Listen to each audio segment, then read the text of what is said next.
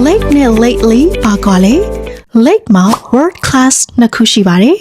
Adverb နဲ့ adjective Late မှာအဓိပ္ပာယ်၃မျိုးရှိပါတယ်နံပါတ်1အချက်နောက်ကျတယ် She was late for the meeting Late က adjective အနေနဲ့ရပ်တည်ပါတယ် The train arrived late ဒီဝါကျမှာ late က adverb အနေနဲ့ရပ်တည်ပါတယ် We had a late dinner ဒီဝါကျမှာ late က adjective အနေနဲ့ရပ်တည်ပါတယ်နံပါတ်2အချက်နှောင်းပိုင်းကာလဆိုတဲ့အဓိပ္ပာယ်နဲ့သုံးပါတယ် Late in the afternoon it started raining in the late afternoon ပထမဝါကျမှာ late က in the afternoon ဆိုတဲ့ adverb of time ကို modify လုပ်ပေးထားတဲ့ adverb အနေနဲ့ရပ်တည်ပါတယ်ဒုတိယဝါကျမှာ late ဟာ afternoon ဆိုတဲ့ noun ကို modify လုပ်ထားတဲ့ adjective အနေနဲ့ရပ်တည်ပါတယ် late in the afternoon in the late afternoon အဓိပ္ပာယ်အတူတူပဲဖြစ်ပါတယ်နံပါတ်3ချက်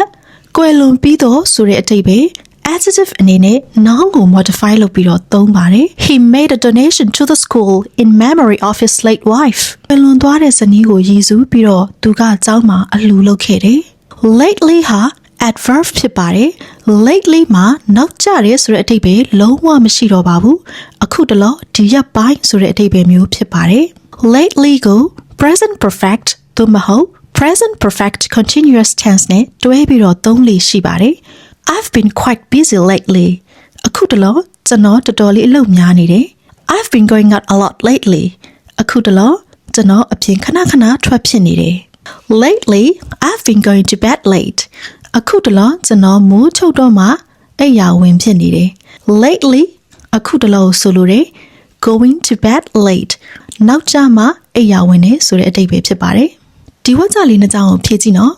Number 1 The bus is arriving Number 2 He has been studying hard ဒီမလေးကို comment မှာရေးခဲ့ပြီနော် See you next time bye bye